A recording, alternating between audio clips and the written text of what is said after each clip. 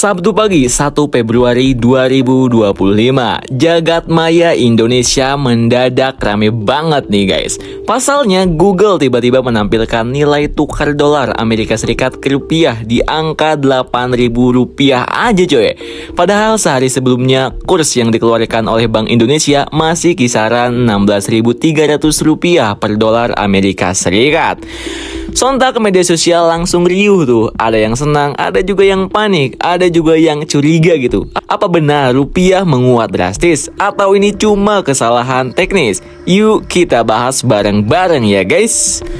Sejak pagi, tangkapan layar keris Google yang gak masuk akal ini langsung berkeliweran di Twitter, Instagram, dan TikTok nih coy. Ada yang menduga ini efek kebijakan ekonomi baru, ada yang menghubungkannya dengan teori konspirasi, bahkan ada yang langsung mendatangi money changer dengan harapan bisa beli dolar murah sebelum harga naik lagi coy.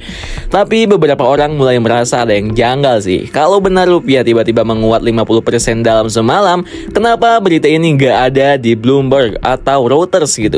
Kok Bank Indonesia diam aja gitu? Apa ini tanda-tanda perubahan besar dalam ekonomi global? Kita lihat aja ke depannya ya guys. Gak butuh waktu lama, Bank Indonesia akhirnya buka suara. Mereka menegaskan bahwa nilai tukar rupiah terhadap dolar masih kisaran Rp16.000 per dolar. Artinya angka yang muncul di Google itu salah. Google pun segera memberikan klarifikasi. Mereka menjelaskan bahwa kesalahan ini terjadi karena ada gangguan pada penyedia data pihak ketiga mereka. Google sendiri sebenarnya nggak menghitung nilai tukar mata uang, melainkan mengambil data dari berbagai sumber eksternal. Dalam kasus ini ada kesalahan dalam pemrosesan data yang membuat angka yang ditampilkan jadi melenceng jauh coy. Ya walaupun begitu, kejadian ini tuh menunjukkan bahwa bahkan sistem teknologi canggih pun bisa mengalami error dan berdampak besar di dunia nyata guys. Apakah ada peran teknologi AI dalam kesalahan ini? Belum ada bukti konkret, tapi banyak spekulasi yang mengarah ke sana. Kejadian ini jadi pengingat bahwa nggak semua informasi yang kita lihat di internet bisa langsung dipercaya begitu aja coy. Bahkan dari platform sebesar Google sekalipun. Salah satu kunci bijak dalam menghadapi era digital adalah verifikasi dulu, baru percaya. Ingat itu cuy, jangan pernah ditelan bulat-bulat gitu.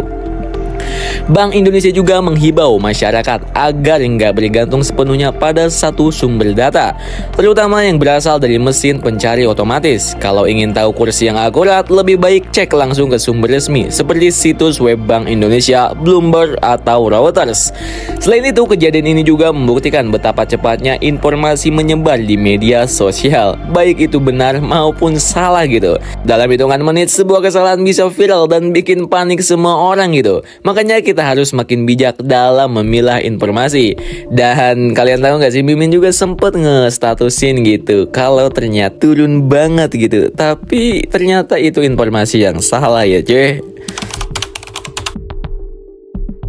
Walaupun sempat bikin heboh, dampaknya ke pasar keuangan sebenarnya nggak terlalu besar. Para pelaku besar yang sudah berpengalaman tahu bahwa pergerakan drastis seperti ini nggak mungkin terjadi tanpa ada intervensi besar dari otoritas keuangan.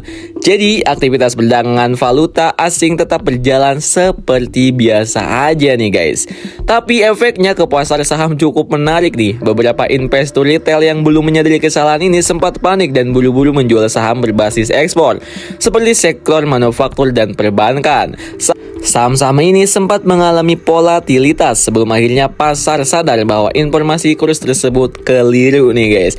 Selain itu, ada hal lain yang gak kalah menarik nih coy. Kejadian ini bertepatan dengan munculnya DeepSeek, kecerdasan buatan baru dari Cina yang kabarnya bikin geger dunia teknologi. DeepSeek disebut-sebut telah menyebabkan perusahaan besar seperti Nvidia dan ChatGPT mengalami kerugian jutaan dolar coy. Analisis percaya bahwa AI baru ini bisa meningkatkan tekanan terhadap perusahaan teknologi yang selama ini mendominasi pasar. Ini tentu bisa berimbas pada investor di Indonesia yang memiliki eksposur terhadap saham saham teknologi global. Para analisis memperkirakan bahwa persaingan dalam dunia AI makin sengit, terutama antara China dan Amerika gitu. DeepSeek yang dikembangkan dengan sumber daya besar dari China bisa menjadi pesaing berat bagi perusahaan teknologi yang sebelumnya mendominasi industri AI.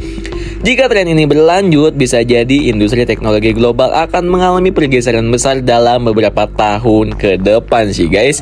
Bagi para investor, hal ini menjadi pengingat bahwa teknologi berkembang dengan cepat dan dampaknya bisa meluas ke berbagai sektor ekonomi.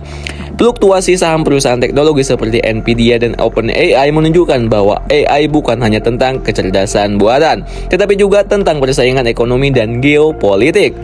Kejadian ini jadi bukti bahwa kesalahan dalam penyajian data bisa terjadi kapan saja, bahkan platform sebesar Google. Makanya kita harus selalu waspada dan gak langsung percaya dengan angka yang mencengangkan ya coy.